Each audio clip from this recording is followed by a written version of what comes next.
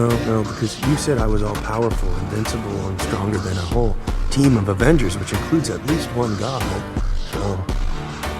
But I'm starting to think maybe... But what if whole MCU goes against me? You don't know what I am, or what I'm capable of. Maybe I need to show you.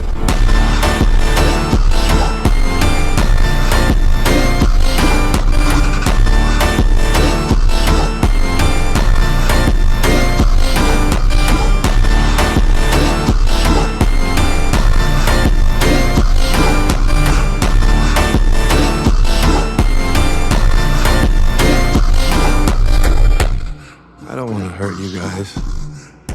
Why don't you just turn yourselves in?